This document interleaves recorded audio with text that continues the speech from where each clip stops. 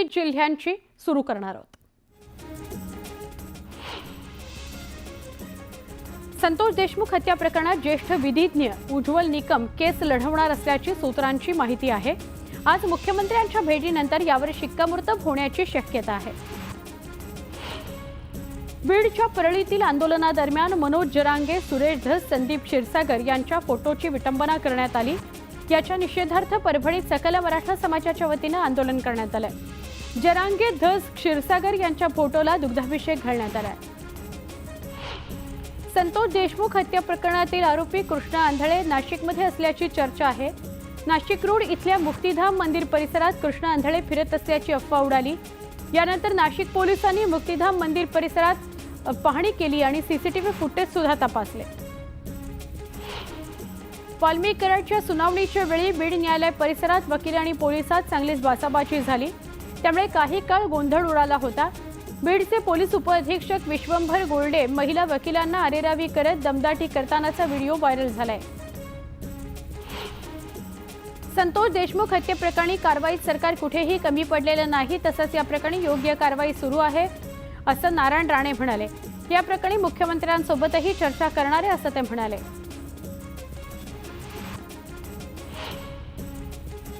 आका काय 15-17 मोबाईल वापरत होता, अमेरिकेतून धमकी देत होता, तो काहीही करू शकतो असा आरोप आमदार सुरेश धस यांनी केला। तर आकाचा बाका ठराविक 50 लोकांना रक्कम सुद्धा पाठवायचा, दर महिन्यात ही रक्कम जायची असा आरोपही धस यांनी केला आहे। अभिनेता सैफ अली खानवर चाकूचे वार करणाऱ्या आरोपीचा फोटो हाती आलाय। सीसीटीव्हीच्या नजरेत हा हल्लेखोर कैद झालाय। हल्लेखोराचा फोटो न्यूज 18 लोकमतच्या हाती लागलाय। अभिनेता सैफ अली खानवर हल्ला करणाऱ्या आरोपीला पोलिसांनी ताब्यात घेतलं। या आरोपी विरोधात 5 कलमांतर्गत गुन्हा दाखल करण्यात आला। या प्रकरणाचा सीआयडी तपास करत आहे। सैफ अली खानवरील हल्ल्याप्रकरणी पोलीस तपास करतायत अशी माहिती मुख्यमंत्र्यांनी दिली। तर मुंबई देशातील सगळ्यात सुरक्षित शहर आहे, एखाद्या घटनेवरून आरोप करणं चुकीचं आहे असं देवेंद्र फडणवीस म्हणाले। बॉलिवूड अभिनेता सैफ अली खानवर चाकू हल्ला करण्यात आलाय। वांद्र्यातील राहत्या घरात शिरलेल्या अज्ञात व्यक्तीकडून हा हल्ला करण्यात आला। दरम्यान सैफ अली खानवर लीलावती रुग्णालयात उपचार सुरू आहेत। हल्ल्याची घटना घडल्यानंतर सैफ अली खानला लगेचच इब्राहिम खाननं थेट रिक्षातूनच रुग्णालयात नेलं। पार्किंगमधील गाडी यायला उशीर झाल्याने इब्राहिमनं थेट रिक्षाचा पर्याय निवडला। लीलावती रुग्णालयात डॉक्टर डांगे आणि डॉक्टर लीना यांच्याकडून सैफ अली खानवर शस्त्रक्रिया करण्यात आली। दरम्यान सैफची प्रकृती स्थिर असल्याची माहिती डॉक्टरांनी दिली आहे। तर सैफ अली खानच्या मानेवर प्लास्टिक सर्जरी करण्यात आल्याचं डॉक्टरांनी सांगितलं। रात्री 1:30-2च्या दरम्यान पार्टीवरून घरी परतल्यावर सगळ्यात आधी करीना कपूरनं हल्लेखोराला आपल्या घरात हॉलमध्ये फिरताना पाहिलं। हा अज्ञात व्यक्ती हॉलमध्ये बघितल्यावर करीनानं आरडाओरड सुरू केली आणि त्यानंतर मोलकरीण बाहेर आली आणि या चोरानं त्या मोलकरणीवरच हल्ला केला। अभिनेता सैफ अली खान मध्यरात्री 2 ते 3च्या दरम्यान त्याच्यावर हल्ला झाला। मोलकरणीला वाचवण्याकरता सैफ पुढे गेला आणि त्याच्या हात आणि पाठीवर चोरानं 6 वार केले। दरम्यान सैफच्या मानेवर 10 सेंटीमीटरची जखम झाली आहे। चोरट्यानं सैफच्या पाठीत धारदार शस्त्रही खुपसलं। अभिनेता सैफ अली खानच्या घरी काम करणाऱ्या तिघांना पोलिसांनी ताब्यात घेतलं। चौकशी करता तिघांचे मोबाईल जप्त करण्यात आले। सैफ अली खानच्या घरी 2-3 दिवसांपासून फ्लोरिंग आणि पॉलिशिंगचं काम सुरू होतं, त्यामुळे पोलिसांकडून या कामगारांचीही चौकशी झाली। सैफ अली खानच्या घरातील मोलकरणीची पोलिसांनी चौकशी केली। चोराबरोबरच्या झटापटीत याच मोलकरणीच्या हाताला दुखापत झाली होती। पोलीस चौकशीनंतर मोलकरीण घरी परतलेली आहे। सैफवर झालेला हल्ला हा फक्त चोरीच्या उद्देशानेच झाला। सैफवरील हल्ल्याचं बिश्नोई कनेक्शन नाही अशी माहिती सूत्रांनी दिली आहे। सैफवरील हल्ल्याच्या तपासाकरता मुंबई पोलिसांच्या 15 टीम तैनात करण्यात आल्यात। पोलिसांकडून सीसीटीव्हीची तपासणी करण्यात आलेली आहे। सैफ अली खानवरील हल्ल्यासंदर्भात काही महत्त्वाचे धागेदोरे पोलिसांच्या हाती आले। 3 हल्लेखोर असल्याची प्राथमिक माहिती समोर आली आहे। एक आरोपी पायऱ्यांवरून जाताना दिसला, त्याच्या शोधाचे प्रयत्न सुरू आहेत। आरोपी चोरीच्या प्रयत्नात सैफच्या घरी शिरला असा प्राथमिक तपास आहे। अभिनेता सैफ अली खानवर हल्ला झाल्यानंतरचा घरातील व्हिडिओ समोर आलाय। हल्ल्यानंतर करीना कपूर बाहेर आली। काही लोकांशी बोलतानाची तिची दृश्य ॲक्च्युअली तिच्या बिल्डिंगच्या घराखाली तिच्या बिल्डिंगच्या खाली ती उतरली आणि सैफ जसा रुग्णालयात गेला तसा पाठोपाठ ती गेली। त्याचीच तयारी सुरू होती असं बघायला मिळत आहे। सैफच्या टीमकडून अधिकृत निवेदन जारी करण्यात आलं। सैफच्या घरावर दरोडा टाकण्याचा प्रयत्न अज्ञातानं केला। या हल्ल्यात सैफ अली खान जखमी झालाय। लीलावती रुग्णालयात सैफ अली खानवर उपचार सुरू आहेत। मुंबई पोलिसांकडून सैफवर झालेल्या हल्ल्यासंदर्भात निवेदन जारी करण्यात आलं। एक अज्ञात व्यक्ती सैफच्या घरात घुसली। अज्ञात व्यक्ती आणि सैफमध्ये बाचाबाची झाली आणि या बाचाबाचीतून सैफवर हल्ला झाल्याची माहिती पोलिसांनी दिली आहे। हल्ल्यानंतर सैफ अली खानला लीलावती रुग्णालयात नेण्यात आलं। यानंतर करीना कपूरसह त्याची मुलगी सारा अली खान आणि मुलगा इब्राहिमनं लीलावतीत जात वडिलांची भेट घेतली। सैफ अली खानवर जीवघेणा हल्ला झालाय। त्याच्यावर लीलावतीत उपचार सुरू आहेत। घटनेनंतर करीना कपूरची बहीण करिश्मा कपूरनं रुग्णालयात जाऊन सैफची भेट घेतली। सैफ अली खानवरील हल्ल्याची माहिती मिळताच अभिनेत्री आलिया भट्ट तातडीनं लीलावती रुग्णालयात गेली। रुग्णालयात जाऊन आलियानं सैफ अली खानची भेट घेतली। सैफ अली खानवरील हल्ल्यानंतर अभिनेत्री पूजा भट्टनं संताप नोंदवला। मुंबई शहर एवढं असुरक्षित कधीच नव्हतं। आपल्याकडे कायदे आहेत पण सुव्यवस्था कुठे आहे असा सवाल पूजा भट्टनं केला। सैफ अली खानच्या हल्ल्यावरून आमदार जितेंद्र आव्हाडांनी काही प्रश्न उपस्थित केले। सैफवरील हल्ला पूर्वनियोजित कटाचा भाग असू शकतो। वार करण्याची पद्धत बघता वार जीवे मरण्याच्या हेतूनच केला असावा असं आव्हाड म्हणाले। राज्यातील कायदा सुव्यवस्था वाऱ्यावर सोडण्यात आली आहे। बीडपासून मुंबईपर्यंत कुठेही कायदा सुव्यवस्था नाहीये। राज्यात चाललंय तरी काय असं गृहमंत्र्यांनी स्वतःला विचारायला हवं अशी टीका संजय राऊतांनी केली। अभिनेता सैफ अली खानवरील चाकू हल्ला हा खरं तर पंतप्रधान नरेंद्र मोदींना धक्का आहे। काही दिवसांपूर्वी खान कुटुंब मोदींना भेटलं होतं असं वक्तव्य खासदार संजय राऊतांनी केलं। सैफ सुद्धा सेफ नाही असं ट्विट करत अनिल देशमुखांनी सरकारवर निशाणा साधला। मोठ्या कलाकारांवर हल्ले होणं दुर्दैवी असून कायद्याची भीती कुणाच्या मनात राहिलेली नाही। हल्लेखोरांवर कठोर कारवाई करण्यात यावी अशी मागणी देशमुखांनी केली आहे। अभिनेता सैफ अली खानवरील हल्ल्याचं वृत्त धक्कादायक आहे। मात्र या हल्ल्याच्या निमित्तानं राज्यातील गुन्हेगारी कोणत्या स्तराला गेली हे दिसून येत आहे। प्रसिद्ध अभिनेत्याचं घर सुरक्षित नसेल तर सामान्य माणसाचं काय असा सवाल विचारत रोहित पवारांनी सरकारवर निशाणा साधलेला आहे। खासदार सुप्रिया सुळेंनी सैफ अली खानच्या कुटुंबियांशी संवाद साधला। सैफ अली खानवर उपचार सुरू असून सैफ सुरक्षित असल्याची माहिती सुळेंनी दिली आहे। सैफ अली खानवरील हल्ला हे गृह खात्याचं अपयश आहे। मुख्यमंत्री देवेंद्र फडणवीसांनी याकडे लक्ष दिलं पाहिजे असं बजरंग सोनवणे यांनी म्हटलंय। भाजपच्या राज्यस्तरीय अधिवेशनानंतर शिर्डीत आता राष्ट्रवादीचं 2 दिवसाचं अधिवेशन होणार आहे। 18 आणि 19 तारखेला पुष्पक हॉटेलमध्ये हे अधिवेशन होणार आहे। अजित पवार, प्रफुल्ल पटेल, तटकरे, अनेक मंत्री, खासदार, आमदार उपस्थित राहणार आहेत।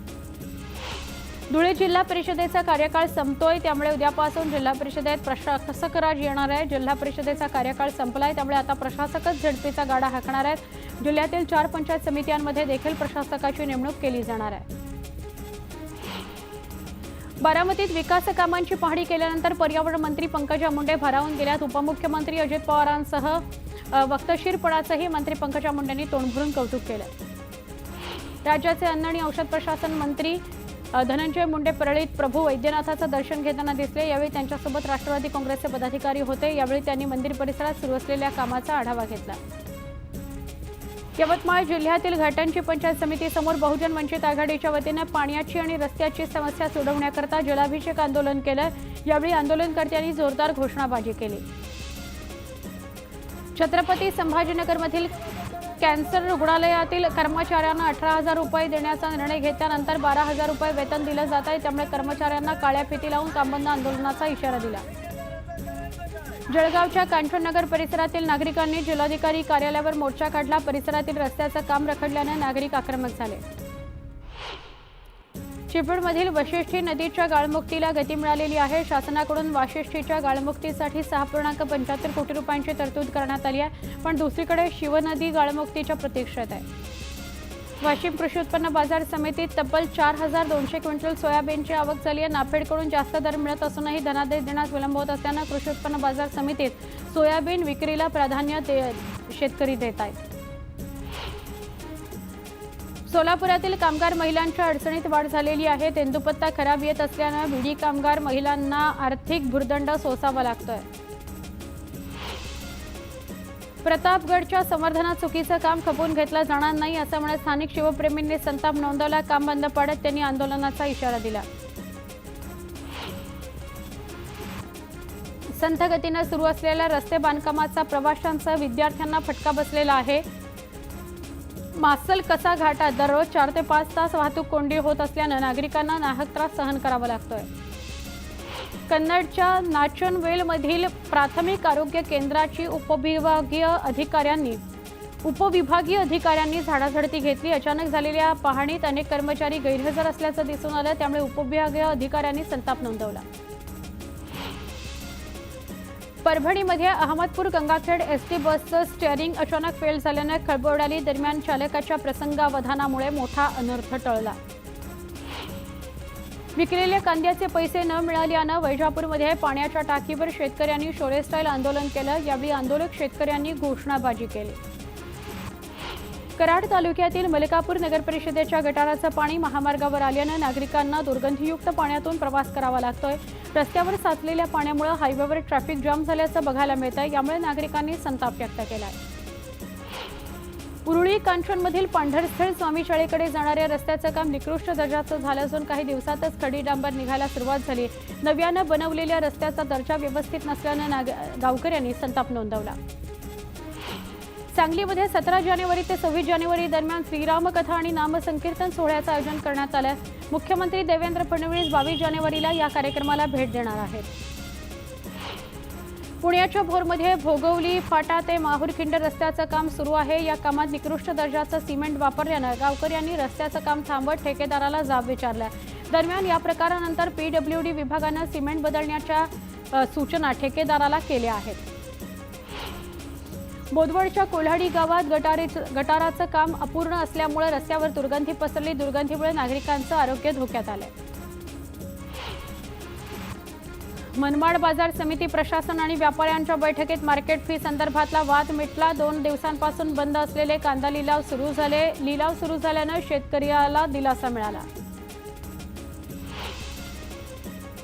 छोटासा ब्रेक आहे, पहा फक्त न्यूज 18 लोकमत।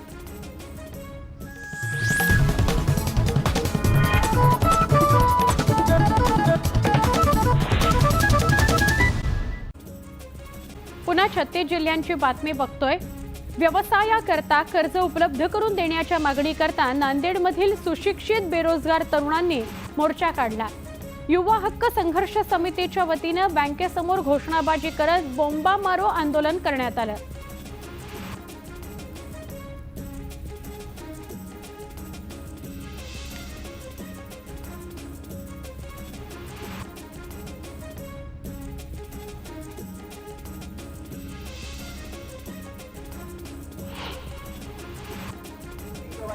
सांगलीच्या मिरज तालुक्यातील खटावमध्ये मकर संक्रांतीचा उत्सव मोठ्या उत्साहात साजरा करण्यात आला। यावेळी पालखी सोहळ्यात देखील संपन्न झाला। गावामध्ये तिळगुळाऐवजी साखर वाटण्याची परंपरा असून 200 क्विंटल साखर वाटण्यात आली।